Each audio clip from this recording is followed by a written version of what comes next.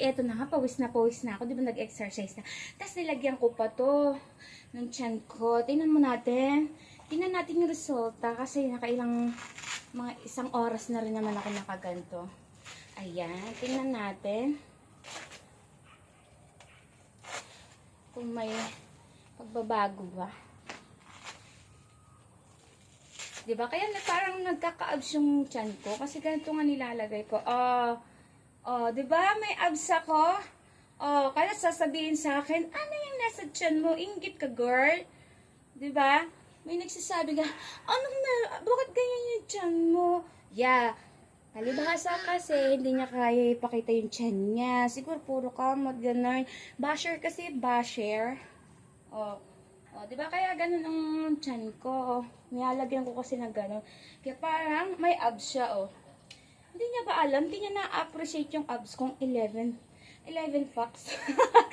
11 packs na. Ay! Ang get yan. Palibhasa kasi hindi niya kaya. No. Ayan na siya. Diba? Ayan ang epekto niyan, mga mamsi.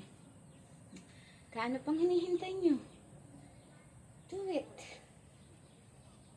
Diba? Konting oras lang. Iugol mo sa sarili mo. Diba? Tapos tatanong ko, ba't ganyan tiyan mo? Buntis ka ba? Hala, may buntis bang ganyan, besh? Ano ka, beshi? Ba't malungkot ka? Malungkot ba ang beshi ko, ba't daw ganyan? Kasi balakang to, besh. Ito balakang. Ayan ang balakang, besh. Ito yung tiyan. Ito ang puson, besh, besh. Ito puson. Ito balakang to, besh, balakang. Palibasa wala akong balakang. Ganyan yan, besh. Diba, besh? Yan, besh. Ganyan. Jingeters. Ang beshi ko. Bakit kaya? Kasi hindi niya kaya. Diba? Balakang kasi to, besh, Balakang. Ito high waist to, besh. Alam mo na, beshi. Sabi niyo, tatanong po sa mga TikTok ko, lagi ako nakakrop. Ba't ganyan tiyan mo?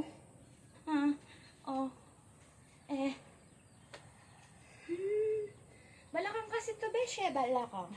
So, pag nag-high waist ako, ganito siya, beshi. Kasi, may abs siya. Wala ko kasing ganyan, So, diba? Diba? Beshi, ganyan yan. Di ka pa rin masaya, beshi. Basher ang beshi ko. Bas ang beshi ko. Basher. Thank you for watching. Huwag kalimutan i-like at i-share na din ako ang video. Bye.